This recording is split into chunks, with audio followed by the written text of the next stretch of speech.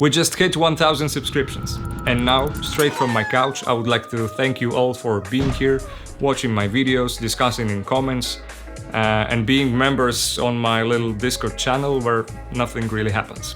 Maybe my next goal shall be putting some life into it. Anyway, earlier this year I had a pleasure to make a video with the sound effects guy about Pro Tools tips. You can watch it by clicking here. Today I want to share some tips for beginners in Logic Pro X that might help you get to know Logic faster or discover things built into Logic that you haven't heard of before. My name is Kuba, welcome on Cactus Sound, let's go! Sounds speedy.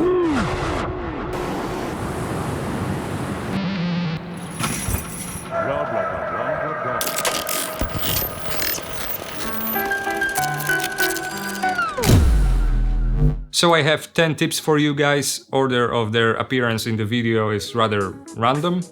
And these 10 tips are a few of my favorite functions or possibilities that Logic Pro X gives you. Capture recording. We all sometimes forget to hit the right button before recording. Right? We all do. Or is it just me? I am sure it's not only me, because they won't make such useful things as capture recording in Logic Pro X for only one person. So what it is actually? First of all, let me tell you how to have this function on the top of your project all the time. Right-click somewhere here, go into Customize and select Capture Recording. Now you should see this additional record icon with black border around. And let's say you just play the coolest synth riff of all the time.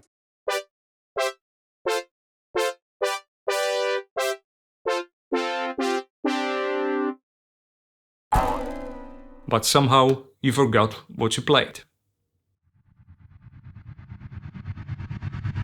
Solution is here. Simply click this new button and bang, you have recorded what you haven't recorded. Logic helps you not to waste any ideas. Works also when your project is being played. Learn and customize shortcuts. The most powerful thing when talking about someone's workflow or the speed of someone's work is shortcuts. In any software, imagine you have to always click 5 times somewhere in the menus just to play your song instead of hitting spacebar. Insane.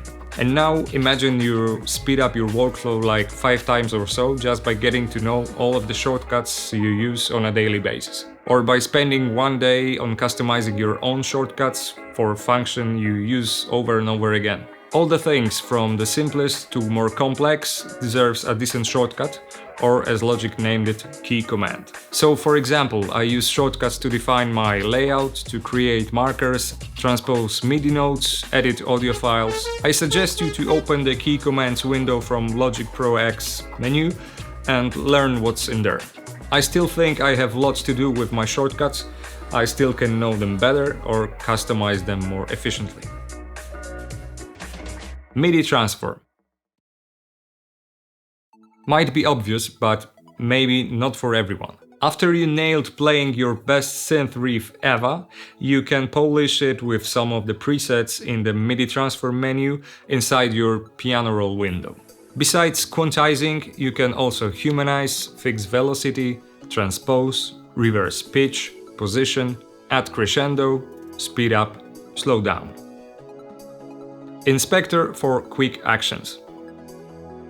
I had to work a lot in Logic with Inspector turned off to finally appreciate its presence here. And here's why. When you select a clip, you can easily modify it within the inspector. You can mute, loop, quantize, transpose, fine-tune, change gain, add fades and so on. It's super useful. For example, reverse function being present here in the inspector panel is really handy for me when I do sound design stuff. Another thing is you have the view of selected channel and master channel strips, so you can easily access its inserts, sends, faders, inputs, outputs, literally everything without opening the whole mixer. Freeze. Always keep in mind that your Mac has limited resources and plugins or instruments can easily eat major part of it. Always monitor your CPU meter. When you are using too much instances of, for example, contact instruments or some of the bigger plugins, it's worth considering to freeze your tracks after finishing your work there. Which means when you are sure that you won't change anything from the arrangement to volume, panning and plugin settings. Of course, you can always unfreeze and change anything you want, but freezing makes more sense when a certain track is rather nearly finished. After hitting freeze, all of the stuff happening on the track is calculated and somehow rendered, so when you play your project, none of the things are happening in real time. That saves a lot of power of your computer. Keep that in mind when making big stuff. If you don't see the snowflake button, you can easily turn it on like this. Hide tracks. Boy oh boy, this feature helps me when I make a song, but also I think even more often when I do sound design stuff and I want to keep all of my layers and iterations in the project, but hidden. So for example, here's a project where I was making draft sounds for a sci-fi game and I kept all of my iterations, which helped me to go back and mix different versions together. Here's a song I made this year, a cover actually, and I also kept experimenting with different instruments or arrangements, but they are all here hidden. To hide, press H on your keyboard, then click H button on the left of a track and press H again to hide selected tracks. To access all of your tracks again, use H one more time. Slow down, speed up. Whilst Pro Tools needs standalone audio suite plugin called Verify, in Logic you can easily slow down or speed up any audio clip just by making fade out or fade in and then just change it with one click from fade to speed up or slow down. You can shape it as you wish, just like you would work with fade.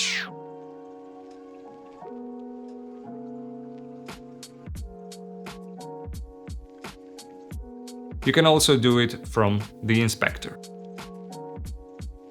Command-click tools. I don't really change my left-click function, but I often use command-click tools to operate quicker within my projects. When I edit, I choose scissors, fade or zoom. You just simply press command on your keyboard and your left mouse button enables additional functions. There are plenty of options to choose. I also use, for example, automation curve tool.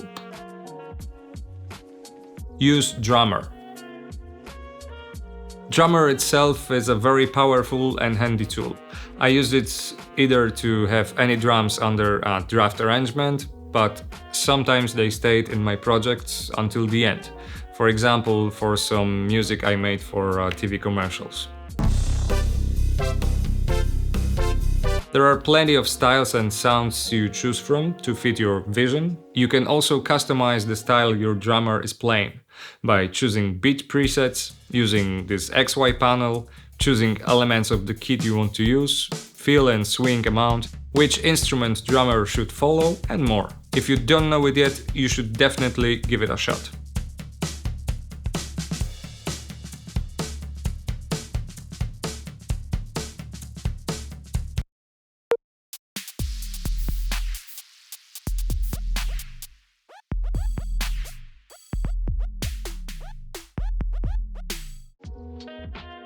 Know and use stock plugins. When buying Logic Pro X, you also get a huge number of sounds, instruments and plugins inside. And if Logic Pro X is your first DAW and you are just starting your journey or career, you simply get fully equipped workstation.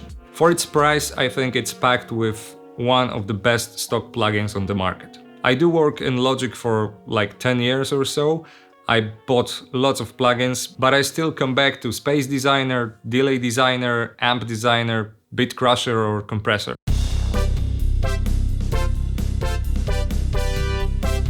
My point is that the power and possibilities built into stock package are more than enough to start working with sound. And that was the last tip. If you want to know more about Logic workflow and things I do in it, simply subscribe to my channel and watch my previous videos. For example, the one where I state that Logic is the best DAW for sound design, If you are using Logic or just thinking of it, tell me about it in the comments. Also, if you have any other tips for beginners, comment down below. Thank you for watching and until next time.